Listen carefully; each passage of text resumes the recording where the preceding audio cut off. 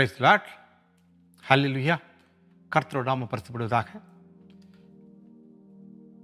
மறுபடியுமாக இந்த வீடியோ மூலம் உங்களை சந்திப்பதில் மிகுந்த மகிழ்ச்சி அடைகிறேன். இந்த ஆராதனைக்கு ஆரம்பமாக நாம் கண்களை தாழ்த்தி ஜெபிப்போம். பரிசுத்தம் நிறைந்த பரலோக பிதாவே, இந்த ஆராதனை வேலைக்காக நம்ம கொண்டு நோக்கி பார்க்கிறோம்.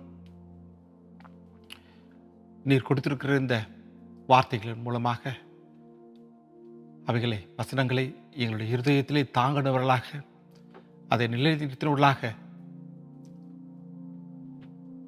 நாங்கள் எங்களுடைய வாழ்க்கையை கடந்து செல்ல எங்களுக்கு பெருத்த ஆசீர்வாதத்தையும் கிருபையும் அருள். தொடர்ந்து இந்த ஆராதனை உங்களுடைய கருத்தில் ஒப்படைக்கிறோம். நீரை பொறுப்பெடுத்து நடத்தும் இயேசுவின் மூலம் ஜெபிக்கிறோம் நல்ல பிதாவே, ஆமென். பிரைஸ் அல்லேலூயா. தேவனை துதிப்பது நல்லது, கர்த்தரை கீர்த்தனம் பண்ணுவது நல்லது. தேவன் அவர் பெரியவர், அவரை ஆராதிக்க வந்திருக்கோம். எல்லாவற்றையும் ஒரு பக்கமாக ஒதுக்கி தள்ளி ஒன்றான மெய் தேவனை மட்டும் உயர்த்துவோம். அவர் சாரோனின் ரோஜா, அவர் பள்ளத்தாக்கின் லீலி. அவரை புகழ்வதற்கு 1000 நாவுகள் போகாது. என் தேவனை இப்போது நம்ம ஆராதிக்க போகிறோம். கொஞ்ச நேரம் எல்லாத்தையும் ஒதுக்கி வச்சுட்டு என் தேவனை மட்டும் நம்ம முன்னாடி வச்சு அவரே போற்றுவோம், அவரே மகிமைப்படுத்துவோம். என் தேவன் பெரிய காரியங்களை செய்வார். ஆமென். சாரோனின் ரோஜாவே, பள்ளத்தாக்கின் லீலியே, உள்ளத்தின் நேசமே, இயேசு என் பிரியமே. சாரோனின் ரோஜாவே, பள்ளத்தாக்கின் லீலியே, உள்ளத்தின் நேசமே, இயேசு என் பிரியமே. அப்துமானேசரே, உன் நேசம் இன்பமே, பூரண ரூபமே, பழுதொன்றும் இல்லையே. அத்துமானேசரே, உன் நேசம் இன்பமே, பூரண ரூபமே, பழுதொன்றும் இல்லையே. சாரோனின் ரோஜாவே, பள்ளத்தாக்கின் லீலியே, உள்ளத்தின் நேசமே, இயேசு என் பிரியமே. சாரோனின் ரோஜாவே, பள்ளத்தாக்கின் லீலியே, உள்ளத்தின் நேசமே, இயேசு என் பிரியமே. வருவேன் என்று உரைத்தவர் சீக்கிரம் வருகிறார், வாக்கு மாறாதவர் தாமதம் செய்யாரே. வருவேன் என்று உரைத்தவர் சீக்கிரம் வருகிறார், வாக்கு மாறாதவர் தாமதம் செய்யாரே. சாரோனின் ரோஜாவே, பள்ளத்தாக்கின் லீலியே, உள்ளத்தின் நேசமே, இயேசு என் பிரியமே. சாரோனின் ரோஜாவே, பள்ளத்தாக்கின் லீலியே, உள்ளத்தின் நேசமே, இயேசு என் பிரியமே. நண்பரை சந்திக்க ஆயத்தமாகுவோம், கர்த்தரின் கரமதில் நம்மை தந்திடுவோம். அன்பரை சந்திக்க ஆயத்தமாகுவோம், கர்த்தரின் கரமதில் நம்மை தந்திடுவோம். சாரோனின் ரோஜாவே, பள்ளத்தாக்கின் லீலியே, உள்ளத்தின் நேசமே, இயேசு என் பிரியமே. சாரோனின் ரோஜாவே, பள்ளத்தாக்கின் லீலியே, உள்ளத்தின் நேசமே, இயேசு என் பிரியமே. ஆமென். ஹல்லேலூயா. உண்மையாகவே தேவன் சாரோனின் ரோஜாவிலும் பள்ளத்தாக்கிலும் சிறந்தவர். அவருடைய அழகை வர்ணிக்கிறதுக்கு நம்மளுக்கு வார்த்தைகளே போதாது. எத்தனை பேர் ஒத்துக்கொள்வீங்க, என் தேவன் அழகில் சிறந்தவர், அவர் சௌந்தரியம் உள்ளவர், என் தேவனுடைய அழகை வர்ணிக்காத நாவுகள் போகாது. உற்சாகமாக இந்த பாடலாமா? இயேசுவை போல் அழகுள்ளோர் யாரையும் பூவினில் இதுவரை கண்டதில்லை, காண்பதும் இல்லை. ஆமென். இயேசுவை போல் அழகுள்ளோர் யாரையும் இப்பூவினில் இதுவரை கண்டதில்லை, காண்பதும் இல்லை. இயேசுவை போல் அழகுள்ளோர் யாரையும் இப்பூவினில் இதுவரை கண்டதில்லை, காண்பதும் இல்லை.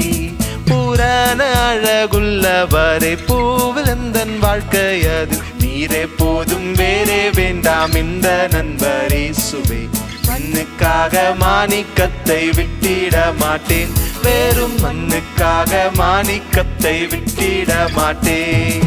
சம்பூரண அழகுள்ளோர் என்னை மீட்டு கொண்டீரே, சம்பூரணமாக என்னை உந்தனுக்கின்றே. அழகுள்ளோர் என்னை மீட்டு கொண்டீரே, சம்பூரணமாக என்னை உண்டானுக்கின்றேன்.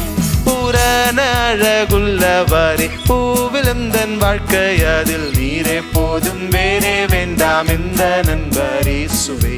மண்ணுக்காக மாணிக்கத்தை விட்டிட மாட்டேன், வெறும் மண்ணுக்காக மாணிக்கத்தை விட்டிட மாட்டேன். லோக சுகமென்மையெல்லாம் எந்தனை கவர்ச்சித்தால், பாவ சோதனைகள் எல்லாம் என்னை சோதித்தால். லோக சுகமென்மையெல்லாம் எந்தனை கவர்ச்சித்தால், பாவ சோதனைகள் எல்லாம் என்னை சோதித்தால். பூரண அழகுள்ளவரே, பூவிழந்தன் வாழ்க்கை அது நீரே போதும், வேறே வேண்டாம் எந்த நண்பரே சுவே. மண்ணுக்காக மாணிக்கத்தை விட்டிட மாட்டேன், வெறும் மண்ணுக்காக மாணிக்கத்தை விட்டிட மாட்டேன். தினந்தோறும் உம்மில் உள்ள அன்பு என்னில் பொங்குதே, நேசரே நீர் வேகம் வந்து என்னை சேருமே. தினந்தோறும் உம்மில் உள்ள அன்பு என்னில் பொங்குதே, நேசரே நீர் வேகம் வந்து என்னை சேருமே. பூரண அழகுள்ளவரே, பூவிழந்தன் வாழ்க்கை அது நீரே போதும், வேறே வேண்டாம் எந்த நண்பரே சுவே. மண்ணுக்காக மாணிக்கத்தை விட்டிட மாட்டேன், வெறும் மண்ணுக்காக மாணிக்கத்தை விட்டிட மாட்டேன். ஆமென். உண்மையாகவே உலக ஆசைகளுக்காக தேவனை நம்ம விட்டு விடாமல் இருக்கணும். தேவனுடைய நடத்துதல், அவருடைய கிருபை அது வேற மாதிரி இருக்கும். ஒரு நிமிஷம் எல்லாருமே இருக்கிற இடத்துல அப்படியே கண்களை மூடி தேவன் நமக்கு செய்த எல்லா நன்மைகளும் நினைத்து பார்ப்போமா? இது நாள் வரைக்கும் நம்ம அவர் நடத்தி வந்த வழிகள், எல்லா சூழ்நிலையிலும் இந்த தேவன் நம்மை நடத்தி வந்த வழிகளை ஒரு நிமிஷம் நினைச்சு பார்க்கோமா? நம்ம விழுந்த இடங்கள் எல்லாவற்றிலும் இந்த தேவன் நம்மோடு கூட இருந்தார். நம்மை தூக்கினார்ல, நம்ம இதுவரை நடத்தினார்ல, எல்லா தீங்குக்கும் நம்மளை விலக்கி மீட்டாரே. ஒரு தாய் தன் குழந்தையை எப்படியெல்லாம் காப்பாற்றுமோ அப்படியெல்லாம் நம்மை காப்பாற்றினாரே. எத்தனை துர்செய்திகள் எல்லாவற்றையும் மத்தியிலும் தமது கிருபையினால் நம்மளை மூடி இந்நாள் வரைக்கும் நம்மளை கிருபை நிமித்தம் வழி நடத்துகிறாரு. யோசிச்சு பாருங்க, நம்முடைய கிரியைகள் நிமித்தம் அல்ல, என் தேவனுடைய சுத்த கிருபையை நம்மை தாங்கிக் கொண்டிருக்கிறது. ஓ ஹல்லேலூயா, ஹல்லேலூயா, ஹல்லேலூயா. தீங்கு நாளில் தம் கூடார மறைவில் தேடி சேர்த்தென்னை மறைப்பா. தீங்கு நாளில் தம் கூடார மறைவில் தேடி சேர்த்தென்னை மறைப்பா. உன்னதத்தில் மறைவாக ஒளி தென்னை பாதுகாத்து உயர்த்துவார் கண்மாலை மே. உன்னதத்தில் மறைவாக ஒளி தென்னை பாதுகாத்து உயர்த்துவார் கண்மாலை மே. காலையும் மாலைய வேலையும் கர்த்தரை கருத்துடன் பாடிடுவே. காலையும் மாலைய வேலையும் கர்த்தரை கருத்துடன் பாடிடுவே. எனக்காக யாவும் செய்து முடிப்பார் என் கர்த்தர் வாக்கு மாறிடா. எனக்காக யாவும் செய்து முடிப்பார் என் கர்த்தர் வாக்கு மாறிடா. தமக்கென்றும் பயந்தீடும் பக்தர் யாவர் விருப்பமும் தவறாமல் நிறைவேற்றுவார். தமக்கென்றும் பயந்தீடும் பக்தர் யாவர் விருப்பமும் தவறாமல் நிறைவேற்றுவார். காலையும் மாலைய வேலையும் கர்த்தரை கருத்துடன் பாடிடுவே. காலையும் மாலைய வேலையும் கர்த்தரை கருத்துடன் பாடிடுவே. பரிசுத்தர் பரிசுத்தர் பரிசுத்தர் என தூதர் பாடிடும் தொனி கேட்குதே. பரிசுத்தர் பரிசுத்தர் பரிசுத்தர் என தூதர் பாடிடும் தொனி கேட்குதே. ஆம் தேவ ஜனமே, இந்த தேவன் அவர் பரிசுத்தர். பரிசுத்தத்தில் சம்பூர்ணம் உள்ள ஒரு தேவன். ஆண்டு முழுவதும் நம்ம நடத்தி வந்த அந்த படிகளை நீங்கள் நினைத்து பாருங்க. எந்த சூழ்நிலையிலும் குறைவில்லாதபடி நிறைவான வாழ்க்கையில நம்ம நடத்தி கொண்டிருக்கிறார். எத்தனை பெரிய அன்பு, எத்தனை பெரிய இரக்கம், எத்தனை பெரிய கிருபை, எத்தனை பெரிய தயவு. அவருடைய வழிநடத்தலுக்கு நம்ம பார்த்துருமான்னு கேட்டா இல்லை. ஆனாலும் கிருபை நிமித்தம் நம்மை தகுதிப்படுத்தி என் மகன் ஒருபோதும் வெக்கப்பட்டு போகாதபடிக்கு இந்நாள் வரைக்கும் நம்மளை உயர்த்தித்தானே வச்சுட்டு இருக்காரு. எவ்வளோ பிரச்சனை வந்தாலும் அந்த பிரச்சனையை தாண்டி வரத்துக்கு என் தேவன் தக்க கிருபையை தந்திருக்கார்ல. பிரச்சனையே பார்த்துட்டு இருக்கோம், பிரச்சனை மத்தியிலும் என் தேவன் நம்மோடு கூட தான் இருக்கார். எந்த சூழ்நிலை இருந்தாலும் சரி, நமக்கு தேவையான ஒத்தாசை அது பரத்திலிருந்து இறங்கி வரும். எத்தனை பேர் விசுவாசிக்கிறீங்க? உண்மையாகவே சொல்கிறேன், என் தேவன் அவர் நிர்ணயித்த முடிவுகளின் அளவுகள் பிரகாரமாக நம்மை வழிநடத்தி கொண்டிருக்கிறார். மனிதர்கள் நிர்ணயித்த முடிவு அல்ல, என் தேவர் நிர்ணயித்த முடிவே, என் தேவர் நிர்ணயித்த அளவே, அந்த அளவே நம்ம நடத்த போகிறார். உங்களுக்கு தேவையான ஒத்தாசை அது வந்து கொண்டிருக்கிறது. இதோ இந்த காரியத்தை நம்ம தொடங்கி விட்டோம், அது எப்படி முடிப்போம் என்று தெரியாமல் உட்கார்ந்துட்டு இருக்கோமா?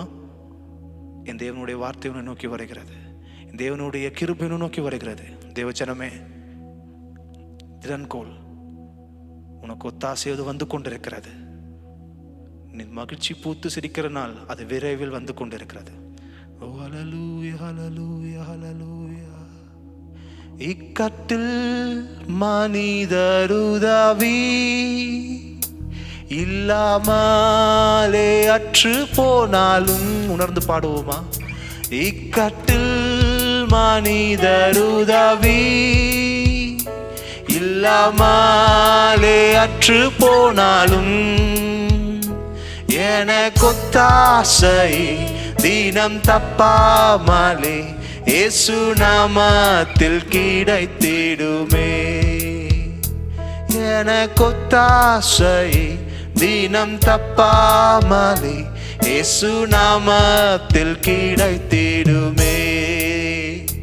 எந்த நேரமும் எப்போதுமே இயேசு எனக்கு ஒத்தாசை.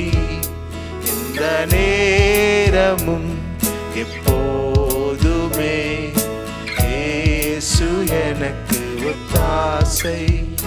சிறுமைப்பட்டோரின் நம்பிக்கை ஒரு போதும் கெட்டு போகாதே. சிறுமைப்பட்டோரின் நம்பிக்கை ஒரு போதும் கெட்டு போகாதே. தம்மை தேடுவோரை கர்த்தர் கைவிடாரே, தேவன் நமக்கு அடைக்கலமே. தம்மை தேடுவோரை கர்த்தர் கைவிடாரே, தேவன் நமக்கு அடைக்கலமே. எந்த நேரமும் எப்போதுமே இயேசு எனக்கு ஒத்தாசை. எந்த நேரமும் எப்போதுமே இயேசு எனக்கு ஒத்தாசை. ஒவ்வொரு ஆண்டு முழுவதும் எவ்வளவோ அற்புதம் செய்தார். ஒவ்வொரு ஆண்டு முழுவதும் எவ்வளவோ அற்புதம் செய்தார். வருங்காலத்திலும் வருகை வரையும் வாக்குத்தத்தம் தந்து நடத்துவார். வருங்காலத்திலும் வருகை வரையும் வாக்குத்தத்தம் தந்து நடத்துவார். எந்த நேரமும் எப்போதுமே இயேசு எனக்கு ஒத்தாசை. எந்த நேரமும் எப்போதுமே இயேசு எனக்கு ஒத்தாசை. ஆம் தேவ ஜனமே, என் தேவன் அவர் எல்லாருக்கும் ஒத்தாசை அளிக்கிற தேவன். ஒருபோதும் அவர் தமது ஜனங்களை வெட்கமுடை செய்வதில்லை. அவர் வாக்குத்தத்தத்தில் உண்மை உள்ள தேவன். வருங்காலங்களிலும் அவர் தந்த வாக்கை நிறைவேற்ற அவர் வல்லவர். மனம் மாறுவதற்கு அவர் மனிதர் அல்ல. அவர் உன்னதங்களில் சிறந்தவர், 10,000ங்களில் சிறந்தவர். இந்த தேவன் அவர் சொல்ல ஆகும், அவர் கட்டளை நிற்கும் என்று வேதம் சொல்கிறது. தமது ஜனம் ஒருபோதும் அது தீங்கடைய அவர் விட மாட்டார். உண்மையாகவே இந்த தேவனுடைய பலத்த ஆசீர்வாதத்தை நாம் பார்க்க போகிறோம். இது நம்மளுடைய வீழ்ச்சி அல்ல, இது கிறிஸ்துவ சமுதாயத்தின் ஒரு மறுமலர்ச்சி, புதிய எழுச்சியாக என் தேவன் அதை மாற்ற வல்லவராக இருக்கிறார். என் தேவனுடைய சுத்த கிருபை அதை தாங்கும். பலனற்ற உனது கால்களை என் தேவன் பலப்படுத்துவார். கையிட்டு செய்கிற எல்லா பிரயாசங்களையும் ஆசீர்வதிப்பேன் என்று சொன்ன தேவன் தமது கிருபையினால மூடி தமக்கு பயந்து நடக்கிற உத்தம மார்க்கத்தாருக்காக அவர் வைத்திருக்கக்கூடிய அந்த ஜீவ கிரீடத்தை பெற்றுக்கொள்ள நம்மை ஆயத்தப்படுத்துவார். என் தேவன் சொல்ல ஆகும், அவர் கட்டளையிட நிற்கும். தாழ்மை உள்ளவனை உயர்த்துவேன் என்று சொன்னார் அல்லவா, நிச்சயம் நம்மை உயர்த்துவார். தாழ்மையுள்ளவனிடம் தங்கிடுதே கிருபை, தாழ்மையுள்ளவனிடம் தங்கிடுதே கிருபை. வாழ்நாளெல்லாம் அது போதுமே, சுகமுடன் தம்பலமுடன். வாழ்நாளெல்லாம் அது போதுமே, சுகமுடன் தம்பலமுடன். சேவை செய்ய கிருபை தாருமே, சேவை செய்ய கிருபை தாருமே. நம் கிருபை பெரிதல்லோ, தம் கிருபை பெரிதல்லோ. என் ஜீவனிலும் அதே இம்மட்டும் காத்ததுவே. இன்னும் தேவை கிருபை தாருமே, இன்னும் தேவை கிருபை தாருமே. நிர்மூலமாகாததும் நிற்பதுமோ கிருபை, நிர்மூலமாகாததும் நிற்பதுமோ கிருபை.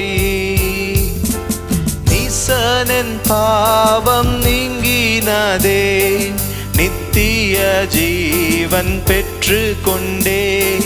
நீசனின் பாவம் நீங்கினதே, நித்திய ஜீவன் பெற்று கொண்டே. காத்து கொள்ள கிருபை தாருமே. ஆமாண்டவரே, நீ தந்த அந்த தாளந்துகளையும் நான் காத்துக்கொள்ள எனக்கு தேவையான கிருபையை தாருங்கப்பா. ஓஹோ, தம் கிருபை பெரிதல்லோ, தம் கிருபை பெரிதல்லோ. என் ஜீவனிலும் அதே என்னை மட்டும் காத்ததுவே. இன்னும் தேவை கிருபை தாருமே, இன்னும் தேவை கிருபை தாருமே. தினமதிகாலையில் தேடும் புது கிருபை, தினமதிகாலையில் தேடும் புது கிருபை. மானம் தளர்ந்த நேரத்திலும் பலவீன சரீரத்திலும், மானம் தளர்ந்த நேரத்திலும் பலவீன சரீரத்திலும். போதுமேவும் கிருபை தாருமே, போதுமேவும் கிருபை தாருமே. தம் கிருபை பெரிதல்லோ, தம் கிருபை பெரிதல்லோ. என் ஜீவனிலும் அதே இம்மட்டும் காத்ததுவே. இன்னும் தேவை கிருபை தாருமே, இன்னும் தேவை கிருபை தாருமே. ஆமா ஆண்டவரே, எங்களுக்கு இன்னும் அதிகமாக உமது கிருபை தேவைப்படுகிறது கர்த்தாவே. உமக்கென்று வாழ, உமக்கென்று ஓட, பெரிய காரியங்களை செய்ய கர்த்தாவே அப்பா, உமது கிருபை மாத்திரம் எங்களுக்கு அதிகமாக தேவைப்படுகிறது ஆண்டவரே. எங்கள் கிரியைகள் நிமித்தம் அல்ல கர்த்தாவே, உமது கிருபையின்படியே எங்களை நீதிமானாய் மாற்றினீரே. உமது கிருபையின்படி இந்நாள் வரைக்கும் எங்களை நடத்துகிறீரே கர்த்தாவே. எல்லா பள்ளங்களையும் தாண்டி வர என் தேவன் எங்களுக்கு கிருபையினால் இறங்கி அருளுங்கப்பா.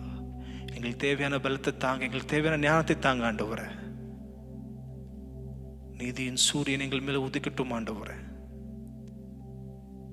உண்மையே தொழுகிற பிள்ளைகளாய், உமக்கென்று உண்மையாய் ஓடுகிற மக்களாய் நாங்கள் வாழ இந்த கிருபையை தந்து எங்களை வழி நடத்துங்க ஆண்டவரே. இயேசுவின் மூலம் பிதாவே, ஆமென். ஹல்லேலூயா.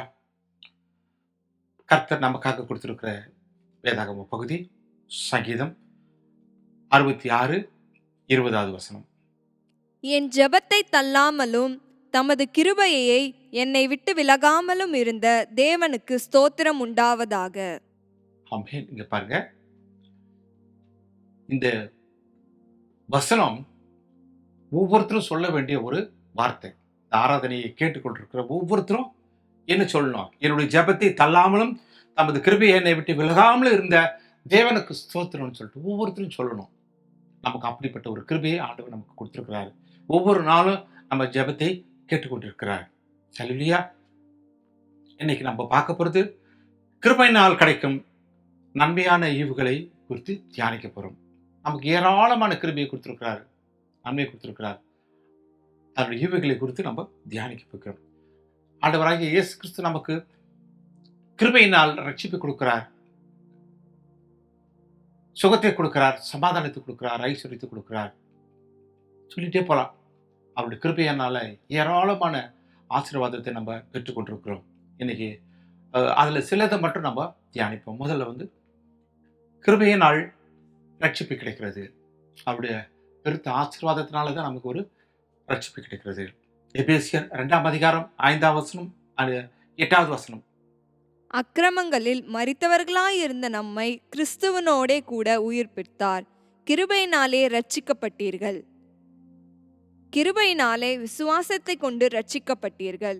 இது உங்களால் உண்டானதல்ல, இது தேவனுடைய ஈவு. நம்ம அக்கிரமங்களால் மரித்த நம்மை ஆண்டவர் உயிர்த்தெழுந்த போது நம்மையும் எழுவித்தார். நமக்கு கிருபையினாலே ரட்சிப்பை கொடுத்தார். அப்படிப்பட்ட ஒரு கிருபை நம்மால உண்டானதல்ல. கிருபையினாலே விசுவாசத்தை கொண்டு ரட்சிக்கப்பட்டீர்கள். இது உங்களால் உண்டானதல்ல. யாரால உண்டானதுன்னா, இது தேவனுடைய ஈவு. இது அவர் கொடுத்த ரட்சிப்பு நாம பெற்றதல்ல, அவர் நமக்கு கொடுத்த ஈவு. ஒவ்வொரு கிறிஸ்தவனும் விசுவாசத்தோடு ரட்சிக்கப்படணும். அப்படி கிறிஸ்தவன் என்றால் என்ன அப்படின்னு ஒரு கேள்வி எழும்போது, ஒரு கிறிஸ்துவ பேர் வச்சிருந்தா மட்டும் அவன் கிறிஸ்தவன் கிடையாது. கிறிஸ்துவ பேர் வச்சிருப்பான், அவனுக்கும் சர்ச்சுக்கும் சம்பந்தம் இருக்காது, அவனுக்கும் சத்தியத்துக்கு சம்பந்தம் இருக்காது, அவனுக்கு வேதத்துக்கு சம்பந்தம் இருக்காது. உனக்கு யாரை வச்சதுன்னா எங்க அப்பா பேர் வச்சாருன்னுவான். ஆனா கிறிஸ்தவன் அதுவல்ல. கிறிஸ்தவன் என்றால் இயேசு கிறிஸ்துவின் இரத்தத்தால் பாவம் கழுவப்பட்டு சுத்திகரிக்கப்பட்ட பரிசுத்தவான் தான் கிறிஸ்தவன். மறுபடியும் சொல்றேன், இயேசு கிறிஸ்துவின் இரத்தத்தால் பாவம் கழுவப்பட்டு சுத்திகரிக்கப்பட்ட மனுஷன் தான் கிறிஸ்தவன். அதுதான் பரிசுத்தவான். அப்படிப்பட்ட ஒரு ரட்சிப்பை சாதாரணமா ஒரு பெரிய பணக்காரனா இருந்தாலும், ரொம்ப அறிவாளியா இருந்தாலும், எவ்வளவு பெரிய ஆளா இருந்தாலும் பெற்றுக்கொள்ள முடியாது. இந்த ரட்சிப்பை நம்முடைய பலத்தினாலோ சாமர்த்தியத்தினாலோ கல்வி தகுதியினாலோ வேற எந்த ஒரு தகுதியினாலும் இதை பெற்றுக்கொள்ள முடியாது. அதை நம்ம பெற்றுக்கொள்ள முதல்ல பிரயாசப்படணும். அது எப்படி பெற்றுக்கொள்ள முடியும் என்றால், பாவத்திலிருந்தும் பிசாசின் அடிமைத்தனத்திலிருந்தும் தேவனின் நியாய தீர்ப்பு தண்டனையிலிருந்தும் இயேசு கொடுக்கும் விடுதலையே உண்மையான ரட்சிப்பு. மறுபடியும் நான் சொல்றேன், பாவத்திலிருந்தும் பிசாசின் அடிமைத்தனத்திலிருந்தும் தேவனின் நியாய தீர்ப்பு தண்டனையிலிருந்தும் இயேசு கொடுக்கும் விடுதலையோ உண்மையான ரட்சிப்பு. அந்த உண்மையான ரட்சிப்பை பெறாதவர்கள் நம்ம பெற்றுக்கொள்ள வேண்டும். இந்த பேருக்கு கிறிஸ்தவர்கள் இருக்கிறாங்களே, அவங்க எக்காரணத்தை கொண்டும் இயேசு கிறிஸ்துவின் ராஜ்யத்தை சுதந்தித்துக் கொள்ள முடியாது. பேர் கிறிஸ்தவனா இருந்தா ஒன்றும் பரலோகம் செல்ல முடியாது. அவன் விசுவாசத்தோடு நம்ம இங்க சொல்ற பிறகு பாவத்திலிருந்து பிசாசின் அடிமைத்தனத்திலிருந்து விட்டு விலகி ஆண்டவர் கொடுக்கும் விடுதலையை பெற்றுக்கொண்டால்தான் அவன் உண்மையான ரட்சிக்கப்படுவான். அப்படிப்பட்ட விசுவாசத்தை பெறாதவர்கள் பெற்றுக்கொள்ள வேண்டும். ஆண்டவராய் இயேசு ரொம்ப அன்பானவர். இந்த உலகத்துக்கு வந்ததே பாவிகளை ரட்சிக்க இயேசு கிறிஸ்து இந்த உலகத்துக்கு வந்தார். ஏராளமான பாவங்கள் அநியாயங்கள் பெருகிவிட்ட இந்த உலகத்தை ரட்சிப்பதற்காகத்தான் முதல்ல வந்தார். அவர் ஒரு சில ஜனங்களுக்காக மட்டும் இல்லை, இந்த உலக ஜனங்கள் அத்தனை பேருக்காக வந்தார். எல்லா மனுஷரும் ரட்சிக்கப்படவும் சத்தியத்தை அறிகிற அறிவை அடையவும் அவர் சித்தமுள்ளவராயிருக்கிறார். அவர் ரெடியா இருக்கிறார். இந்த உலகத்தில் அத்தனை பேரும் நல்லவனா மாறணும், ரட்சிக்கப்படணும், ஆண்டவர் ஏற்றுக்கொள்ளணும். இதுதான் அவருடைய சித்தமா இருக்கிறது. அதுக்கு நம்ம ஆயத்தமா இருக்கணும். அவர் சொல்றார், அதற்கு நானே வாசல், என் வழியாய் ஒருவன் பிரவேசித்தால் அவன் ரட்சிக்கப்படுவான். அவர் தான் ஒரே வழி. அவரை தவிர்த்து வேற வழியே கிடையாது. அவர் நமக்கு ஒரு நல்ல ஒரு வழியை காட்டுறார். சத்திய வசத்தின்படி நடவுங்கள், கிருபையினால் ரட்சிப்பை பெற்றுக்கொள்வீர்கள். நம்ம சத்திய வசனத்தின்படி நடந்தா நாம அவர் கொடுக்கும் கிருபையின் ரட்சிப்பை பெற்றுக்கொள்ள முடியும். இதை கேட்டுக்கொண்டிருக்கிற நீங்களும் கிருபையினால் கிடைக்கிற ரட்சிப்பை பெற்றுக்கொள்வீர்கள். ஆனா இயேசுவின் வழியாக நடக்கணும். இயேசுவின் வழியாக நடக்கணும்னா இயேசு சொல்வதின்படி செய்ய வேண்டும். சத்திய வசனத்துல இயேசு என்னென்ன சொல்லியிருக்கிறாரோ அதன்படியெல்லாம் நாம செய்யும்போது நாம அவர் வழியா ரட்சிக்கப்பட்டு பரலோகம் போகலாம். இல்லையா? அடுத்து நம்ம விசுவாசம் உள்ளவர்களாக்கி ஞானஸ்நானம் பெற்றால் ரட்சிக்கப்படுவான். அது ஒரு ரட்சிப்புக்கு முன்னாடி ஞானஸ்நானம் ஒரு முக்கியமான ஒரு அம்சமா இருக்குது. அது வெறுமனே எங்க பாஸ்டர் சொன்னாரு, அப்பா சொன்னாரு, தாத்தா சொன்னாருன்னு சொல்லிட்டு ஒரு ஞானஸ்நானம் எடுக்கிறது தவறான காரியம். முதல்ல ஆண்டவராகிய இயேசு கிறிஸ்து நீ முதல்ல விசுவாசிக்கணும். அவருடைய வசனத்தின்படி எல்லாமே நடந்துக்கணும். அதுக்கப்புறம் விசுவாசம் உள்ளவன் ஆகி ஞானஸ்நானம் பெற்றால் ரட்சிக்கப்படுவான். அது எப்படிப்பட்ட ஞானஸ்நானம் பாருங்க. இயேசு கிறிஸ்து யார்கிட்ட ஞானஸ்நானம்? யோவான் ஸ்நானம் கிட்ட யோர்தான் நதியில ஞானஸ்நானம் எடுக்கிறார். அவர் எடுத்து முடிச்சு வெளியே வரும்போது பரிசுத்த ஆவியானவர் புறாவை போல இறங்கினார். அவர் அன்னைக்கு எடுத்த ஞானஸ்நானம் தேவ நீதியை நிறைவேற்றினார். ஒரு மகா பெரிய அதிசயம். ஒரு அப்படிப்பட்ட ஒரு அற்புதமான ஒரு ஞானஸ்நானம் அது. அந்த மாதிரியான ஒரு ஞானஸ்நானத்தை நம்ம எடுத்தால் இயேசுவின் கிருபையை ரட்சிப்பை பெற்றுக்கொள்ளலாம். அடுத்து எபேசியர் 1:13 நீங்களும் உங்கள் ரட்சிப்பின் சுவிசேஷமாகிய சத்திய வசனத்தை கேட்டு விசுவாசிகளான போது வாக்குத்தத்தம் பண்ணப்பட்ட பரிசுத்த ஆவியால் அவருக்குள் முத்திரை போடப்பட்டீர்கள். பாருங்க, இன்னைக்கு நமக்கு ஒரு முத்திரையை குத்துறார். என்ன இயேசுவின் பிள்ளைகள் அப்படின்னு சொல்லிட்டு ஒரு முத்திரை குத்துறார். எப்போ? ரட்சிப்பின் சுவிசேஷமாக்கிய சத்திய வசனத்தை கேட்டு விசுவாசிக்கணும். அதனால தான் இந்த சுவிசேஷத்தை நம்ம எல்லாரும் கேட்குறோம். சுவிசேஷத்தை கேட்டு சத்திய வசனத்தை கேட்டு விசுவாசிகள் ஆனும் போது பரிசுத்த ஆவியால் அவருக்குள் முத்திரை போடப்படுது. என்ன முத்திரை? இவன் என்னுடைய பிள்ளை, இயேசுனுடைய பிள்ளை அப்படின்னு சொல்லிட்டு ஒரு முத்திரை போடுறார். இப்போ அந்த முத்திரைக்கு நமக்கும் விழணும் என்று நம்ம ஒவ்வொருத்தரும் பிரயாசப்படணும். நானும் இயேசுடைய பிள்ளை, நானும் இயேசுடைய பிள்ளை அப்படின்னு சொல்லிட்டு வசனத்தின்படி தேவ பக்திக்கு ஏதுவான விசுவாசத்தோடு ஞானம் பெற்ற ஜனங்கள் எப்படி இருப்பாங்கன்னு சொல்லிட்டு வேதம் எப்படி சொல்லுதுன்னா, வெளிப்படுத்துகிற விசேஷம் 21ஆம் அதிகாரம் 24ஆம் வசனத்துல, ரட்சிக்கப்படுகிற ஜனங்கள் அதன் வெளிச்சத்திலே நித்திய காலம் நடப்பார்கள். பாருங்க, அப்படிப்பட்ட ஜனங்கள் எப்படி இருப்பாங்கன்னா, அவருடைய வெளிச்சத்துல நித்திய காலம் நடப்பார்கள், என்றென்றைக்கும் நடப்பார்கள். அவருடைய வெளிச்சத்துல நம்ம நடந்தா நமக்கு என்ன குறை? எல்லா ஆசீர்வாதங்களும் எல்லாமே நமக்கு கிடைக்கும்.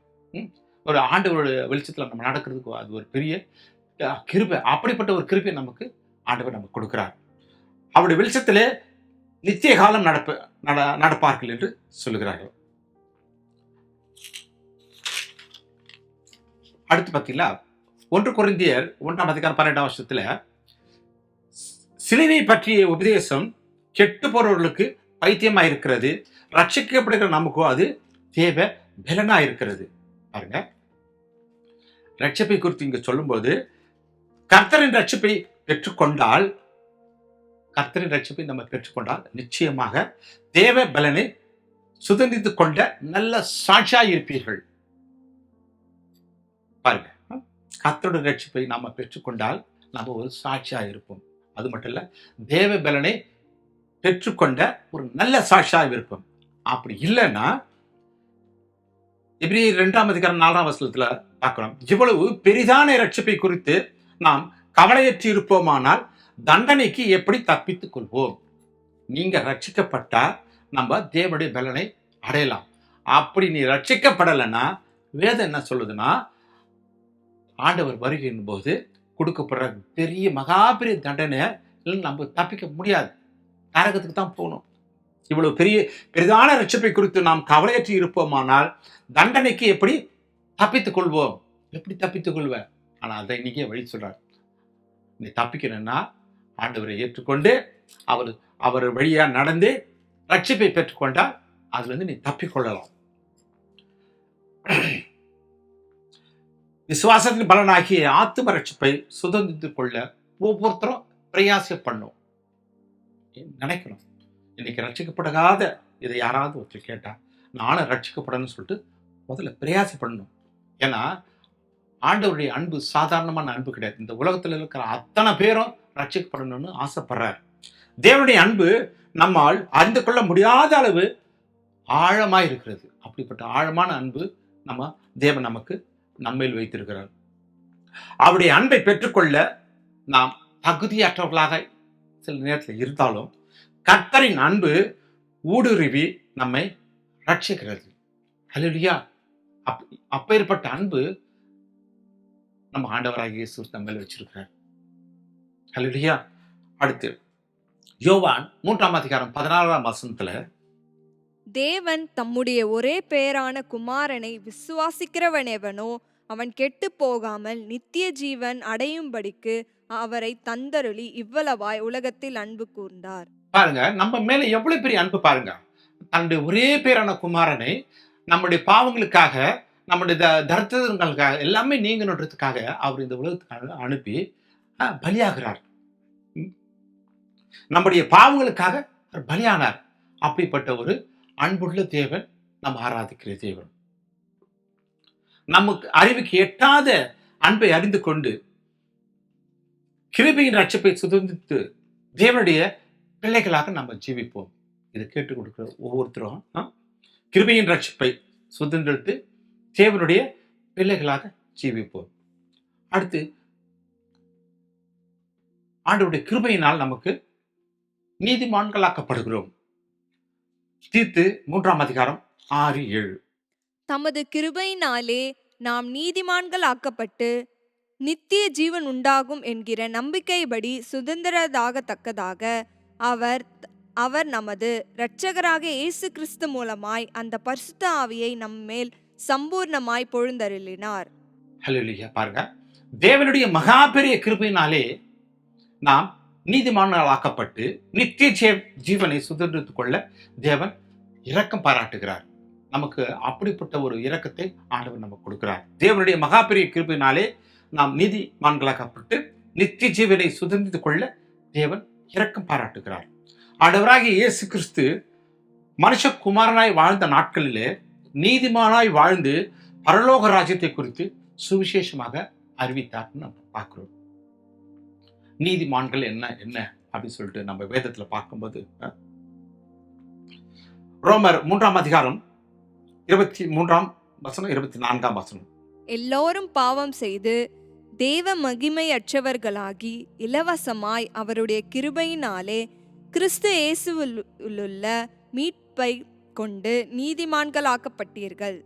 பாருங்க, நீதிமான்கள் என்னன்னா கர்த்தரால் ரட்சிக்கப்பட்டு பாவம் செய்து தேவ மகிமையை, அதாவது தேவ மகிமையை இழந்து போனவர்கள் இயேசுவினால் மீட்கப்பட்டு நீதிமான்களாக்கப்படுகிறார்கள். பாருங்க, முதல்ல பாவத்தில் இருந்து முதல்ல ரட்சிக்கப்பட்டு பாவம் செய்து தேவ மகிமை இழந்து போனவர்கள் பின்னாடி இயேசுவினால் மீட்கப்பட்டு நீதிமான்களாக்கப்படுகிறார். நம்ம இயேசுவை பின்பற்றி போனாலே, நம்ம சப்போஸ் முதல்ல ரட்சிக்கப்பட்டு திசை மாறி எப்படியாவது போயிருந்தா கூட மறுபடியுமாக ஆண்டவரை ஏற்றுக்கொண்டால் இயேசுவினால் மீட்கப்பட்டு நாமும் நீதிமான்களாக்கப்படுவோம். அல்லேலூயா. எசேக்கியேல் 18ஆம் அதிகாரம் 9வது வசனம் பார்த்தீங்களா?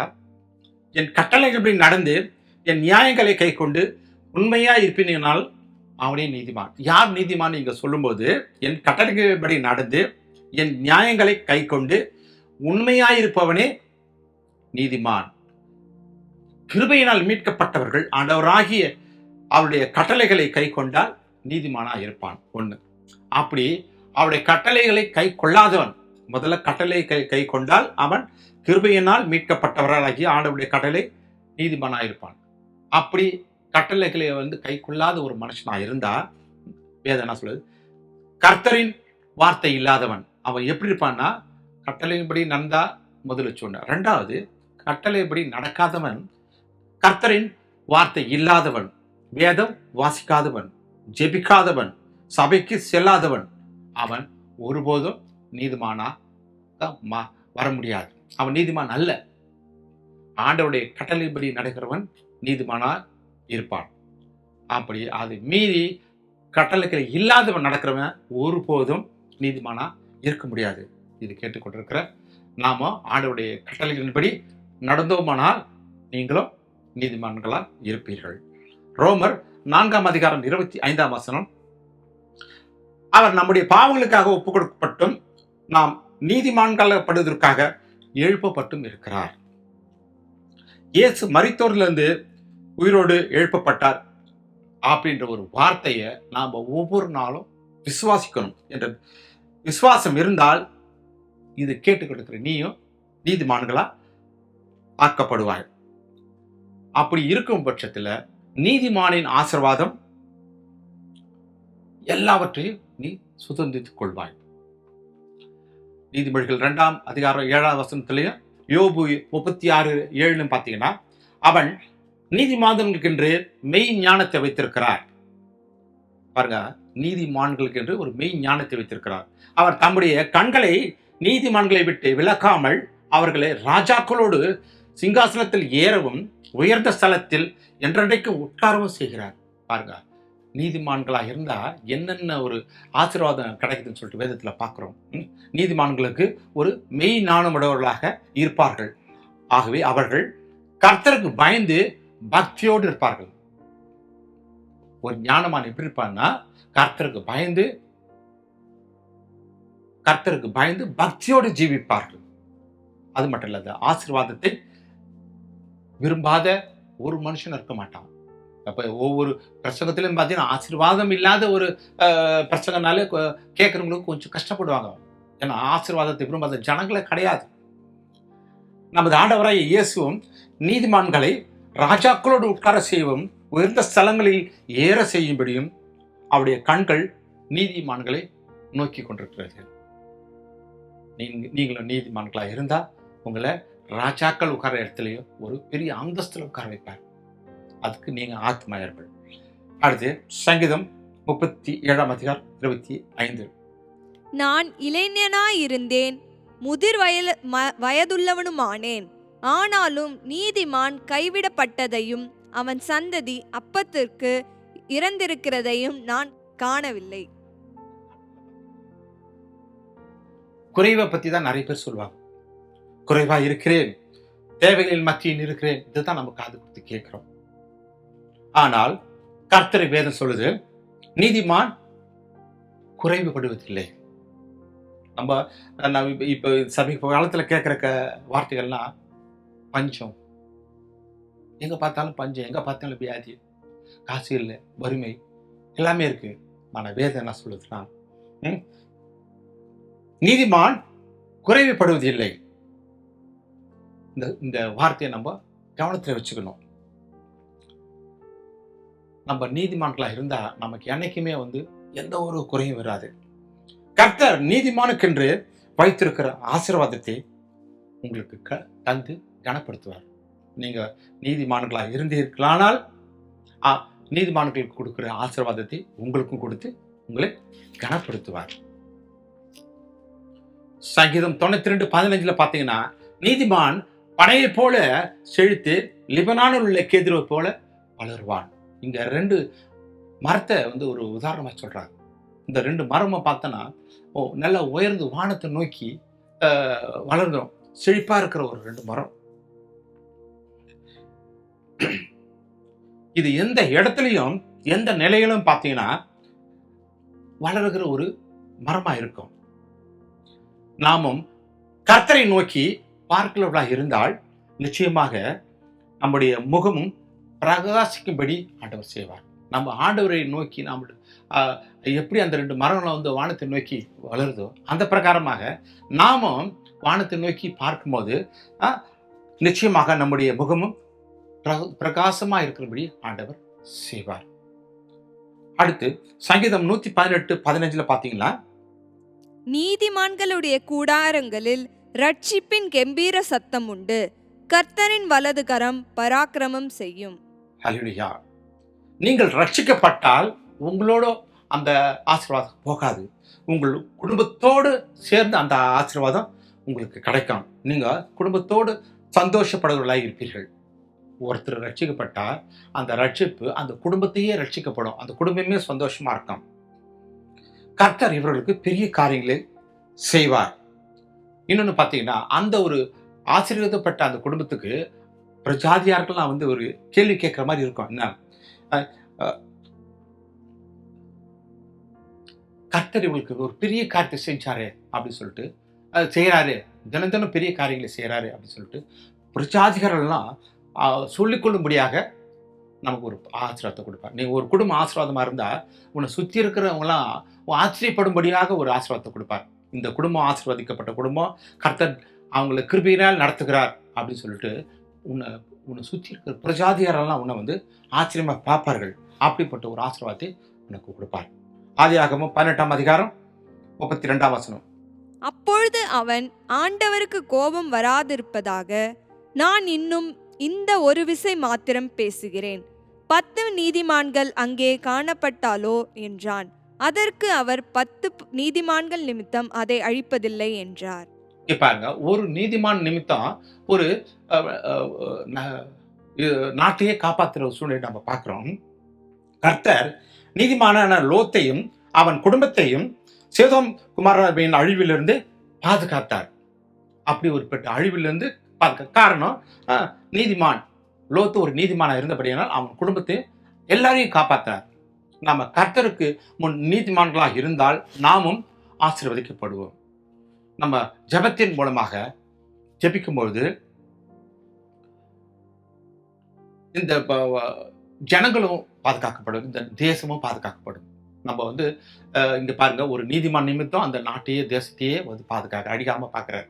அந்த மாதிரி நாமும் இந்த தேசத்துக்காகவும் இந்த ஜனங்களுக்காகவும் நம்ம ஜெபிக்கும்போது கர்த்தர் நமக்கு ஒரு பெரிய பாதுகாப்பை கொடுப்பார். ஹல்லேலூயா. அடுத்து பார்த்தீங்கன்னா, கர்த்தருடைய கிருபையினால் கிடைக்கக்கூடிய சுகங்கள், கிருபையினால் சுகம் தருவார். 2 கொரிந்தியர் 12:9, என் கிருபை உனக்கு போதும், என் பலவீனத்திலே என் பலம் பூரணமாயிருக்கும். இது அப்போஸ்தலனாகிய பவுல் அவர் ஊழியம் செஞ்ச காலத்துல கொஞ்சம் உடல் நலம் சோர்ந்து போய் பாதிக்கப்பட்டு ஜெபிக்கிறார். அவரு 1, 2, 3 முறை ஜெபிக்கிறார். இதை ஆண்டவர் கேட்டு, எதுக்குப்பா நீ 3 முறை ஜெபிக்கிற அப்படின்னு சொல்லிட்டு அவர் பதில் கொடுக்கிறார். நமது ஆண்டவராகிய இயேசு என்ன சொல்றார்? என் கிருபை உனக்கு போதும் என்று சொல்லி தம்முடைய ஊழியக்காரரை கனப்படுத்துகிறார். நீ எனக்காக ஒரு முறை ஜெபித்தா போதும், என் கிருபை உனக்கு போதும், உன் பலவீனத்திலே என் பலம் பூரணமாக இருக்கும் என்று சொல்லிட்டு தன்னுடைய ஊழியக்காரரை கனப்படுத்துவதை பார்க்கிறோம். உங்கள் பலவீனத்திலே கர்த்தரை நோக்கி கூப்பிடுவாய் என்றால் நிச்சயமாக தேவ கிருபை உன்மேல் இறங்கும், நீ சுகத்தை பெற்றுக்கொள்வாய். சங்கீதம் 107:19-20 வாசம். தங்கள் லாபத்திலே கர்த்தரை நோக்கி கூப்பிடுகிறார்கள், அவர்கள் இக்கட்டுகளுக்கு அவர்களை நீங்களாக்கி ரட்சிக்கிறார். அவர் தமது வசனத்தை அனுப்பி அவர்களை குணமாக்கி அவர்களை அழிவுக்கு தப்புவிக்கிறார். பாருங்க, முதல்ல பலவீனத்த சமயத்துல ஆண்டவரை கூப்பிட்டாங்க. இங்க ஆபத்து காலத்திலே ஆண்டவரை நோக்கி கூப்பிடுறார். அப்படி ஆபத்து காலத்திலே ஆண்டவரை நோக்கி கூப்பிடும்போது கர்த்தர் தம்முடைய வசனத்தை அனுப்பி, நல்லா கவனிங்க, நம்முடைய வசனத்தை அனுப்பி, அதனால தான் நம்ம வசனங்களை நல்லா கேட்கிறோம். வசனங்களை அனுப்பி ஒரு சுகத்தை கொடுக்கிறார். உங்கள் வியாதியின் சமயத்துல, உங்களுக்கு பலவீன சமயத்துல, ஆபத்து நேரத்தில் நீங்க கர்த்தரை நோக்கி கூப்பிடும்போது கர்த்தர் தமது வசனத்தை அனுப்பி உங்களுக்கு ஒரு அற்புத சுகத்தை தந்து உங்களை ஜீவனுள்ள சாட்சியாக நிறுத்துவார். நம்ம ஆபத்து நாட்கள்ல கர்த்தரை நோக்கி கூப்பிடுவோம். அப்போ அவர் நமது வசனங்களை அனுப்பி நமக்கு அற்புத சுகத்தை தருவார். ஹல்லேலூயா. லூக்கா 9:10 அவரிடத்திலிருந்து வல்லமை புறப்பட்டு எல்லோரையும் குணமாக்கினபடியால் ஜனங்கள் யாவரும் அவரை தொடும்படிக்கு பகை தேடினார்கள். பாருங்க, அவர் போன இடத்துல எல்லாரையும் சுகம் கொடுக்கிறார், எல்லாருக்கும் சுகம் கொடுக்கிறார். அதை பார்த்த ஜனங்கள்லாம் என்ன பண்றாங்க? அவரை தொட்டாலே ஒரு சுகம் கிடைக்கும் அப்படின்னு சொல்லிட்டு அவரு தொடும்படியாக வராங்க.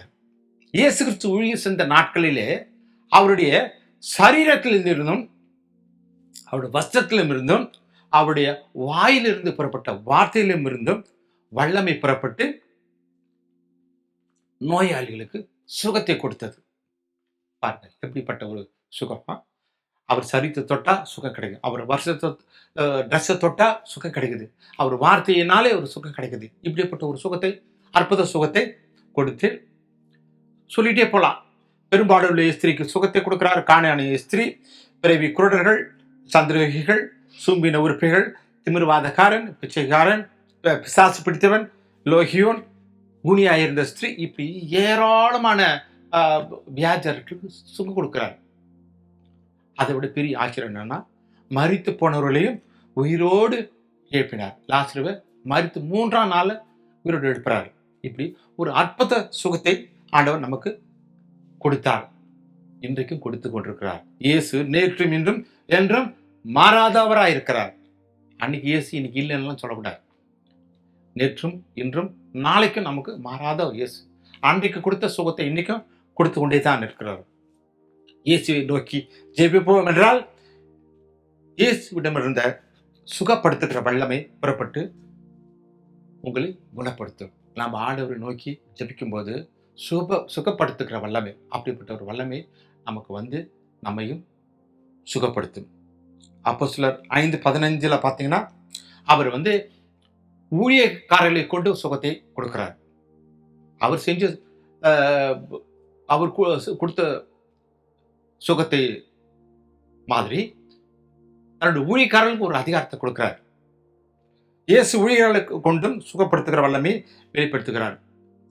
அப்போஸ்தலர் 5:15 பார்த்தீங்கன்னா, பிணியாளிகளை படுக்கைகளின் மேலும் கட்டிலின் மேலும் கிடத்தி பேதுரு நடந்து போகையில் அவருடைய நிழலாகிலும் அவர்களில் சிலர் மேல் படும்படிக்கு அவர்களை வெளியே வீதிகளில் கொண்டு வந்து வைத்தார்கள். பாருங்க, ஆண்டவருடைய நிழல், ஆண்டவருடைய ட்ரெஸ் தொட்டா சுகம் கிடைக்குதுன்னு ஒரு ஆச்சரியம். ஆனா ஆண்டவருடைய ஊழியர்களுக்கும் அந்த ஒரு அதிகாரத்தை கொடுக்கிறார். இங்க ஊழியக்காரர் நிழல் பட்டாலே எனக்கு ஒரு சுகம் கிடைக்கும் அப்படின்னு சொல்லிட்டு அவங்க விசுவாசித்தாங்க. அந்த விசுவாசத்தின் பலனாகத்தான் அவர்கள் சுகம் பெற்றார்கள். இன்றைக்கு அப்படிப்பட்ட ஒரு அதிகாரத்தை ஊழியக்காரர்களுக்கு ஆண்டவர் கொடுத்திருக்கிறார். அதை நம்ம பயன்படுத்திக் கொள்ளணும். ஒரு ஊழியக்காரர் ஜெபம் பண்றாருன்னா ஆண்டவர் அன்னைக்கு கொடுத்த ஒரு அதிகாரம். அப்படிப்பட்ட ஒரு ஆசீர்வாதத்தை உங்களுக்கு ஆண்டவர் கொடுப்பார். ஹல்லேலூயா. அப்போஸ்தலர் 19:11 பவுலின் கையினாலே தேவன் விசேஷித்த அற்புதங்களை செஞ்சிருக்காரு. இங்க பாருங்க, பவுல் கையினாலே ஏகப்பட்ட அதிசயங்களை செஞ்சிருக்கிறார். அவருடைய சரீரத்தில் இருக்கிற ஒரு துண்டு, அவர் ட்ரெஸ் போட்டிருக்கிற துணி எல்லாத்தையும் கொண்டு வந்து வியாதிஸ்தர்கள் மேலே போட்டால் சுகம் கிடைக்கும்னு சொல்லிட்டு அப்போ விசுவாசித்தாங்க. அந்த மாதிரி செஞ்சாங்க. அங்கே அவர்களுக்கு சுகம் கிடைத்தது. நீங்கள் எசேக்கியேல் ராஜாவை பார்க்கும்போது அப்படிப்பட்ட ஒரு சுகத்தை கொடுக்குறாரு. அவருக்கு ஆயுசு நாட்களில் 15 வருஷம் கூட கொடுக்குறாரு. அப்படி கொடுத்து ஒரு நல்ல சாட்சியா விளங்க பண்ணிடுறதை நம்ம வேதத்தில் பார்க்குறோம். 2 ராஜாக்கள் 5:14.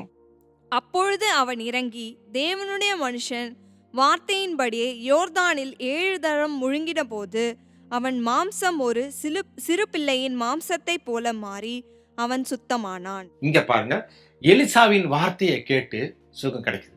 எலிசா என்ன சொன்னானோ அதை செஞ்சாங்க. அப்படி கேட்டதுனால ஒரு தேவ மனுஷனுடைய வார்த்தையை கேட்டு செஞ்சதுனால அங்க அப்படிப்பட்ட ஒரு சுகம் கிடைக்குது.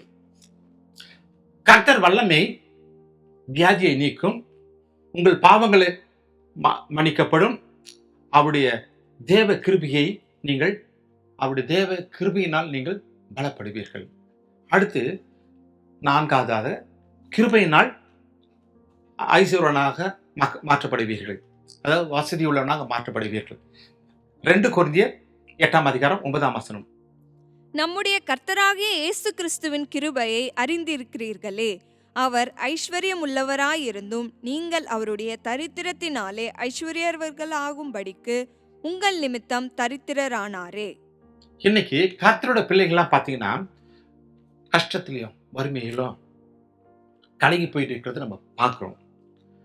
அந்த நிமித்தமாக சிலர் என்ன பண்றாங்க, கர்த்தர் மேல் உள்ள நம்பிக்கை விட்டு வெளியே போனவர்களும் இருக்கிறாங்க. இன்னைக்கு நம்பிக்கை விட்டு வெளியே போனவங்களும் இருக்காங்க. ஆனால் கர்த்தரோ நம்ம ஐஸ்வர்யங்களா மாற்றும்படியாக அவர் தரித்திரனார். அவருக்கு இல்லாத வசதியா எதுக்கு அவர் தரித்திரனானார்?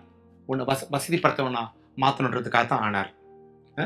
அதனால இது கேட்டுக்கொண்டு நீங்க ஐயோ நான் வறுமையில் இருக்கிறேனே அப்படின்னு சொல்லிட்டு வருத்தப்படாதீங்க. ஆண்டவர் ஒரு நாள் உங்களை ஐஸ்வர்யனாக மாற்றுவார்.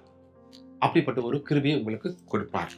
நீதிமொழிகள் 10:22. கர்த்தரின் ஆசீர்வாதம் ஐஸ்வர்யத்தை தரும், அதோடு அவர் வேதனையை கூட்டார். இங்க பாருங்க, உங்களுக்கு வசதியும் கொடுப்பார், அதே சமயத்தில் உங்களுடைய வேதனையை கூட்ட மாட்டார். அப்படின்ற ஒரு விசுவாசம் நம்ம இதயத்தில் இருந்தால் நமக்கு ஒரு பெருத்த ஆசீர்வாதமாக இருக்கும். இந்த வார்த்தையை உங்கள் வாய் கர்த்தரின் வார்த்தையை அறிக்கை செய்து ஜெபிக்க வேண்டும்.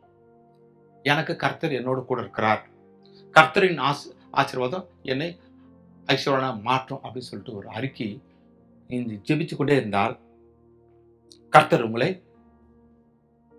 ஐஸ்வர்யங்களா மாற்றுவார். அதுல சந்தேகமே இல்லை. பாருங்க, இங்க தாவீது அறிக்கை பண்ணும்போது 1 நாளாகமம் 29:12 ஐஸ்வர்யமும் கனமும் உம்மாலே வருகிறது, தேவரீர் எல்லாவற்றையும் ஆளுகிறவர், உம்முடைய கரத்திலே சத்துவமும் வல்லமையும் உண்டு, எவரையும் மேன்மைப்படுத்தவும் பலப்படுத்தவும் உம்முடைய கரத்தினாலே ஆகும். பாருங்க, இங்க தாவீது அறிக்கை செய்யும் போது ஐஸ்வர்யமும் கனமும் உம்மாலே வருகிறது. ஆமா, நம்ம தேவனே நாங்கள் உமக்கு ஸ்தோத்திரம் செலுத்தி உமது மகிமை உள்ள நாமத்தை நாம துதிக்கும் பொழுது தாவீதின் அறிக்கைப்படி ஐஸ்வர்யம் முன்னே சேரும். எப்படி ஒரு விசுவாசமான அறிக்கை பாருங்க தாவீதின் அறிக்கை. அவர் நாமத்தை மகிமைப்படுத்துவீர்கள் என்றால் வறுமையும் தரித்திரமும் கடன் தொல்லையும் உங்களை விட்டு ஓடிய போயிடும். நீங்கள் ஐஸ்வர்யங்களா மாற்றப்படுவீர்கள். எப்போ? தாவீதின் அறிக்கையை நீங்களும் அதே மாதிரி ஒரு அறிக்கை இடணும். என்ன?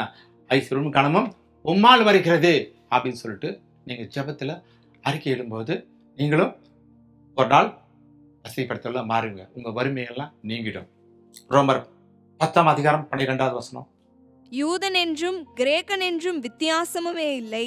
எல்லாருக்கும் கர்த்தரானவர் தம்மை தொழுது கொள்ளுகிற யாவருக்கும் ஐஸ்வர்யம் வர பண்ணுகிறவர்.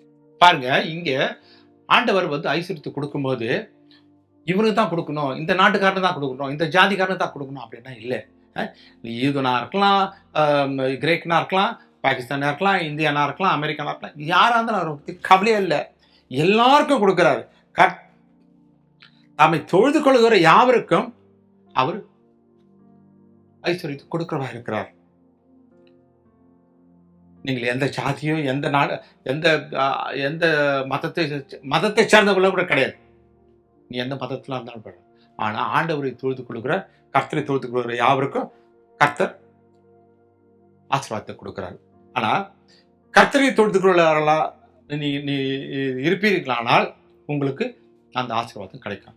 அது எப்படிப்பட்ட ஒரு தொழுது கொள்ளுதல் அப்படின்னு பார்க்கும்போது, யோவான் 4ஆம் அதிகாரம் 24ஆம் வசனத்தில், தேவன் ஆவியாய் இருக்கிறார், அவரை தொழுது கொள்ளுகிறவர்கள் ஆவியோடும் உண்மையோடும் தொழுது கொள்ள வேண்டும். ஆண்டவரை தொழுது கொள்ளுகிற யாவருக்கும் ஆசீர்வாதம் கிடைக்கும்னு முதல்ல பார்த்தேன்.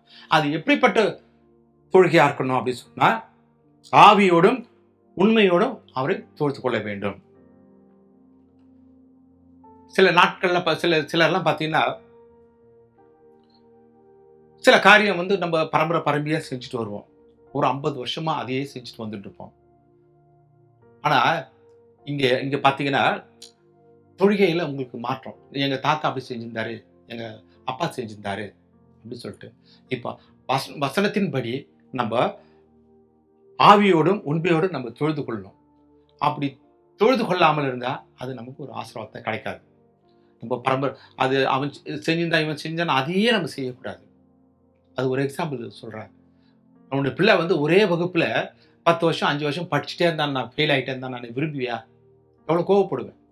அதுக்கு ஒரு மாற்றம் மாறி மாறி வரணும். ஆண்டவருடைய தொழுகை நம்ம ஏற்கனவே செஞ்சிருந்த மாதிரி செய்யக்கூடாது. வசனத்தின்படி வேதத்தின்படி என்ன எப்படி இருக்கோ அதை தான் நம்ம ஃபாலோ பண்ணணும். அப்படி செய்யும்போது கர்த்தர் நம்மையும் ஆசீர்வதிப்பார். நீதிமொழிகள் 8ஆம் அதிகாரம் 17ஆம் வசனம், என்னை சிநேகிக்கிறவர்களை நான் சிநேகிக்கிறேன், அதிகாலையிலே என்னை தேடுகிறவர்கள் என்னை கண்டடைவார்கள். ஐஸ்வர்யமும் கனமும் நிலையான பொருளும் நீதியும் என்னிடத்தில் உண்டு. பாருங்க, இங்கே அதிகாலையில் கர்த்தரை தேடுகிறாயா? எத்தனை பேர் தேடுறாங்க? கர்த்தர் வார்த்தையை நேசிக்கிறாயா? 2 முக்கியமான வார்த்தை. முதல்ல அதிகாலை தேடுறியா? அடுத்து கர்த்தருடைய வார்த்தை நேசிக்கிறையா? கர்த்தருடைய வார்த்தை உன் இருதயமாகிய பலகையில் எழுதப்பட்டு இருக்கிறாயா? இந்த 3 தான் ஒரு கேள்வி. முதல்ல அதிகாலையை தேடுகிறாயா? கர்த்தரின் வார்த்தையை நேசிக்கிறாயா? அவருடைய வார்த்தையை இருதயத்தில் வச்சிருக்கிறியா? அப்படியானால் கர்த்தர் தமது நல்ல பொக்கிஷமான சாலையை வானத்தை திறந்து உன்னை ஆசீர்வதிப்பார். இந்த 3 சொன்னேன். காலையை தேடுகிறாயா? வார்த்தையை நேசிக்கிறாயா? கர்த்தருடைய வார்த்தையை இதயத்தில் வச்சுக்கிறாயா? அப்படி நீ செஞ்சா உனக்கு ஒரு ஆசீர்வாதத்தை வானத்திலிருந்து திறந்து உன்னை கனப்படுத்துவார். ஆதியாகமம் 49ஆம் அதிகாரம் 25ஆம் வசனம், உன் தகப்பனுடைய தேவனாலே அப்படி ஆயிற்று, அவர் உனக்கு துணையாயிருப்பார், சர்வ வல்லவராலே அப்படி ஆயிற்று, அவர் உயர வானத்திலிருந்து உண்டாக்கும் ஆசீர்வாதங்களினாலும் கீழே ஆழத்தில் உண்டாகும் ஆசீர்வாதங்களினாலும் ஸ்தனங்களுக்கும் கர்ப்பங்களுக்கும் உரிய ஆசீர்வாதத்தினாலும் உன்னை ஆசீர்வதிப்பார். பரலோகத்தை நோக்கி நீ பார்ப்பீரானால் இந்த உலகத்துல உனக்கு குறைவில்லாத உன்னை ஆசீர்வதிப்பார். உன்னுடைய கவனம் எங்க இருக்கணும்னா, ஆண்டவராகிய இயேசு கிறிஸ்து சிலுவையில் அறிஞ்ச அந்த பார்வை, அவரை நோக்கி நீ பார்த்தீங்கன்னா இந்த உலகத்துல உனக்கு எந்த குறையும் இல்லாமல் உன்னை ஆசீர்வதிப்பார். அவருடைய கல்வாரி சிலுவையில் உனக்காக ரத்தம் சிந்தினாரே, அதை நோக்கி நீ பார். நீங்கள் ஐஸ்வர்யம் வேண்டுமா? சிலுவையை நோக்கி பார். நீ வசதியா இருக்கணும்னு நினைக்கிறியா? உன் ஆண்டவர் சிலுவையை நோக்கி பார், உன்னை ஆண்டவர் ஆசீர்வதிப்பார். ஹல்லேலூயா. அடுத்து அவருடைய கிருபையினால் சமாதானத்தை தருவார். எசேயா தீர்க்கதரிசியின் புத்தகம் 54 அதிகாரம் 10 வசனம். மலைகள் விலகினாலும் பர்வதங்கள் நிலை பெயர்ந்தாலும் என் கிருபை உன்னை விட்டு விலகாமலும் என் சமாதானத்தின் உடன்படிக்கை நிலை பெயராமலும் இருக்கும் என்று உன்மேல் மனதுருகிற கர்த்தர் சொல்லுகிறார். ஆண்டவருடைய கிருபையை உனக்கு விரும்பணும்னு கிடைக்கணும், அவருடைய சமாதானம் கிடைக்கணும்னு விரும்புறியா? அப்படின்னு விரும்பினா அவர் செய்து கொண்ட உடன்படிக்கை மறக்க மாட்டார். பாருங்க, மலை விலகினாலும் பர்வதம் நிலை பெயர்ந்தாலும் என் கிருபை உன்னை விட்டு விலகாமலும் என் சமாதானத்தின் உடன்படிக்கை நிலை பெறாமலும் இருக்கும் என்று உண்மையில் மனதிருக்கிற கர்த்தர் சொல்லுகிறார்.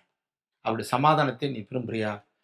விரும்பினா அந்த சமாதானத்தின் உடன்படிக்கை கர்த்தர் மறக்க மாட்டார். அடுத்து 1 கொரிந்தியர் 20 அதிகாரம். அவர் சிலுவையில் சிந்தின இரத்தத்தாலே சமாதானத்தை உண்டாக்கினார். பாருங்க, அவர் சிலுவையில ரத்தம் சிந்தினாலே நம்ம சமாதானத்தை உண்டாக்கினார். சிலுவையில் இயேசு சிந்தின ரத்தம் உன் பாவங்களை கழுவி உன்னை சுத்தப்படுத்துமானால் தேவ கிருபை உனக்கு சமாதானத்தை தரும். நமக்கு சமாதானத்தை எங்கிருந்து வரும்னா ஆண்டவர் சிந்தின ரத்தத்திலிருந்து நமக்கு ஒரு சமாதானம் கிடைக்குது. சிலுவையில் இயேசு சிந்தின ரத்தம் உன் பாவங்களை கழுவி உன்னை சுத்தப்படுத்துமானால் தேவ கிருபை உனக்கு சமாதானத்தை தரும். ரோமர் 5 அதிகாரம் 1 வசனம். நாம் விசுவாசத்தினால் நீதிமான்களாக்கப்படியால் நம்முடைய கர்த்தராகிய இயேசு கிறிஸ்து மூலமாய் தேவனிடத்தில் சமாதானம் பெற்றிருக்கிறோம். எங்கிருந்து பெற்றுக்கிறோம் பார்த்தீங்கன்னா, இயேசு கிறிஸ்துவின் இடத்திலிருந்து நம்ம சமாதானத்தை பெற்றுக் கொடுக்கிறோம். கர்த்தர் சமாதானம் தருவார் என்று விசுவாசிக்கணும். முதல்ல அவர் சமாதானக்காரராக இருக்கிறார். அவர் தமது கிருபையால் நமக்கு சமாதானம் தருவார். சங்கீதம் 85:8 வசனத்தில் பார்த்தீங்கன்னா, அவர் தம்முடைய ஜனங்களுக்கும் பரிசுத்தவான்களுக்கும் சமாதானத்தை கூறுவார். கர்த்தர் ஜனமாயிருக்கிற நீங்கள் கர்த்தருக்கு பார்வையில் பரிசுத்தமுள்ளா இருக்கும்போது அவர் உனக்கு கண்டிப்பாக ஒரு சமாதானத்தை தருவார். ரோமர் 2:10. எவன் நம்மை நன்மை செய்கிறானோ அவனுக்கு மகிமையும் கனமும் சமாதானமும் உண்டாகும். எவன் நன்மை செய்கிறானோ அவனுக்கு மகிமையும் கனமும் கூடவே சமாதானமும் கிடைக்கும். தேவ பக்தி தரித்திருக்கிறாயா? முதல்ல அதை நம்ம பார்க்கணும். ஜெபிக்கிறியா? ஊழியர்களை கட்டி எழுப்ப உதவி செய்கிறியா? இது 3த்தையும் பார்க்கணும். தேவ பக்தியால் நிறைந்திருக்கிறியா? ஜெபிக்கிறியா? ஊழியர்களுக்காக ஏதாவது சரியான்னு பார்க்கணும். அது நீங்க அப்படிலாம் செஞ்சுக்கின்னா கர்த்தர் உனக்கு சமாதானத்தை தருவார். யோவான் 14 அதிகாரம் 27 வசனம். சமாதானத்தை உங்களுக்கு வைத்து போகிறேன். பாருங்க, சமாதானத்தை உங்களுக்கு வைத்து போகிறேன், என்னுடைய சமாதானத்தை உங்களுக்கு கொடுக்கிறேன் என்று சொன்ன இயேசுவை நோக்கி பாருங்க. நம்ம யாரை பார்க்கணும்னா, நான் என்னுடைய சமாதானத்தை உங்களுக்கு தருவேன்னு சொன்ன இயேசுவை நோக்கி பாருங்க. கிருபையின் ஆசீர்வாதத்தினால் நிரப்பப்படுவீர்கள். எபிரேயர் 14 அதிகாரம் 9 வசனத்துல, பலவிதமான அந்நிய போதனைகளால் அலைப்புண்டு திரியாதிருங்கள். போஜன பதார்த்தங்களினால் அல்ல, கிருபையினாலே இருதயம் ஸ்திரப்படுகிறது நல்லது. கிருபையினாலே இருதயம் ஸ்திரப்படுகிறது. மாயை பற்றிக்கொண்டு கிருபையை போக்கடிக்காதீர்கள். யோவான் 2:8 பார்த்தீங்கன்னா, கிருபையை பற்றிக் கொள்ளுங்கள், கிருபையினால் ஸ்தாபிக்கப்படும் ராஜ்யத்தை சுதந்திரித்துக் கொள்வீர்கள். ஹல்லேலூயா. கிருபையினாலே இருதயம் ஸ்திரப்படுவது நல்லது. கிருபையை பற்றிக் கொள்ளுங்கள். அப்படி கிருபையை பற்றிக் கொள்ளும் போது நமக்கு மேலே சொல்லப்பட்ட கிருபையினாலே கிடைக்கிற ரட்சிப்பு, கிருபையினாலே கிடைக்கிற ஐஸ்வர்யம், கிருபையினாலே கிடைக்கிற சுகம், கிருபையினாலே கிடைக்கிற சமாதானம் எல்லாமே நமக்கு கிடைக்கும். நாம் முதல்ல ஆண்டவராகிய இயேசு கிறிஸ்துவின் கிருபைக்காக ஏங்கணும், பிரயாசப்பட்டோம். நம்ம பிரயாசப்பட்டதான் ஆண்டவராகிய இயேசு கிறிஸ்துவின் கிருபை நமக்கு வரும். தொடர்ந்து உங்களை ஆண்டவர் ஆசீர்வதிப்பாராக. ஆமென். சரி, இப்போது எல்லாம் கண்களை மூடி ஜெபிப்போம். பரலோக பிதாவே, இதுவரை பாராட்டின உங்களுடைய கிருபைக்காக நன்றி ஆண்டவரே. உங்களுடைய வார்த்தைகளை சொல்லும்படியாகவும் எனக்கு ஒரு பெருத்த ஆசீர்வாதத்தை கிருபையை கொடுத்து உங்களுக்கு மகா பெரிய ஸ்தோத்திரத்தை எடுக்கிற ஆண்டவரே, உடைய வசத்தின் மூலமாக சபையாரை கேட்கும்படியாகவும் பார்க்கும்படியாகவும் ஸ்லாக்கியத்தை கொடுத்த உங்களுடைய கிருபைக்காக நன்றி ஆண்டவரே. உங்களுடைய கிருபையினாலே நாங்கள் ரட்சிக்கப்படவும், உங்களுடைய கிருபையினாலே நாங்களுக்கு சுகம் கிடைக்கவும், உங்களுடைய கிருபையினாலே நாங்கள் ஐஸ்வர்யப்படவும், உங்களுடைய கிருபையினாலே எங்களுக்கு சமாதானம் கொடுக்கும்படியாக நாங்கள் தியானித்தோம். இவையெல்லாம் உங்களுடைய பாதத்தில் வைக்கிற ஆண்டவரே, இந்த வார்த்தைகளே இதை கேட்டுக்கொண்டிருக்க ஒவ்வொரு இதயத்திலும் பதிந்து அதன்படி வாழும்படியாக ஒரு கிருபையை கொடுக்கும்படியாக அவர்களை ஆசீர்வதிக்கும்படியாக வேண்டுகிறோம். விசேஷமாக இந்த நெருக்கடியான காலகட்டத்தில் வாழ்ந்து கொண்டிருக்கிற ஒவ்வொருத்தருக்காக ஜெபிக்கிறோம் ஆண்டவரே. இந்த வார்த்தையில கஷ்டப்பட்டு கொண்டிருக்கிற மக்களுக்கு, ஜனங்களுக்காக ஜெபிக்கிறோம். அவர்கள் ட்ரீட்மெண்ட் கொடுக்கிற டாக்டர்களுக்காகவும், உடன் இருக்கிற நர்சஸ், டெக்னீஷியன் எல்லாருக்காகவும் ஜெபிக்கிற மாணவர்களே, அவர்களுக்கு இந்த வியாதி அண்டாதபடி அவர்களை பாதுகாக்கும்படி ஜெபிக்கிறோம். இந்த நேரத்தில், இந்த காலத்திலே இதன் காரணமாக எல்லா வருமானத்தையும் இழந்து, வாழ்வாதாரத்தை இழந்து கஷ்டப்படுகிற எல்லாருக்காக ஜெபிக்கிற மாணவரே, அவர்களை கண்ணோக்கி பாரு, அவர்களுக்கு தேவையான எல்லா உதவியும் செய்ய மாட்டேன். யார் மூலமாகவாது அவர்களுக்கு ஒரு உதவி கிடைக்க இந்த கிருபை அவர்கள் மேல் விழும்படியாக ஜெபிக்கிறோம். அதே நேரத்தில் இந்த வெட்டுக்கிளிகளுக்காக ஜெபிக்கிறோம். அந்த விவசாயத்தை பாழடிக்கிற அந்த வெட்டுக்கிளி இந்தியாவை நோக்கி வந்து கொண்டிருக்கிறதாக செய்தியை பார்க்கிறோம். அப்படிப்பட்ட ஒரு வாதை இந்தியாவின் மீது வராதபடி உங்களுடைய தூதர்களை அனுப்பி அவர்களை அந்த வெட்டுக்களை அழிக்கும்படியாக ஜெபிக்கிறோம். அதே நேரத்தில் சபையாருக்காக ஜெபிக்கிறோம். சபையார் ஒருத்தருக்காக, அவருடைய குடும்பங்களுக்காக ஜெபிக்கிறோம். அவருடைய கிருபையினாலே பெருத்த ஆசீர்வாதத்தையும் சுகத்தையும் சமாதானத்தையும் கொடுத்து அவருடைய வழிநடத்துகிற உங்களுடைய கிருபைக்காக நன்றி ஆண்டவரே. இனியும் அவர்கள் சுகத்தோடும் பலத்தோடும் ஆசீர்வாதத்தோடும் நீடித்த நாட்களாய் உமது துதிக்கும்படியாக செய்யும்படியாக ஜெபிக்கிறோம். ஒவ்வொரு பாஸ்டர்களுக்காகவும், ஒவ்வொரு ஆலயத்துக்காகவும் ஜெபிக்கிறோம்.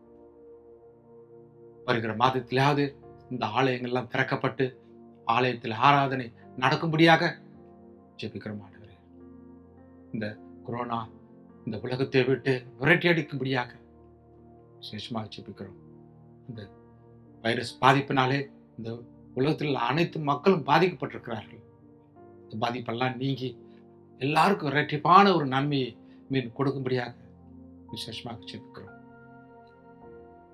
தொடர்ந்து எல்லாவற்றையும் உங்களுடைய கருத்தில் படிக்கிறோம்.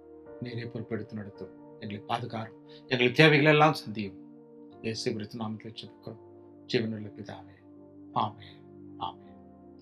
கர்த்தராகிய இயேசு கிறிஸ்துவின் கிருபையும் பிதாவின் அன்பும் பரிசுத்தாவின் ஐக்கியம் சத்தியம் சமாதானம் இதை கேட்டுக்கொண்டிருக்கிற உங்கள் யாவருக்கும் இருந்து காத்து நடத்துவாராக. ஆமென்.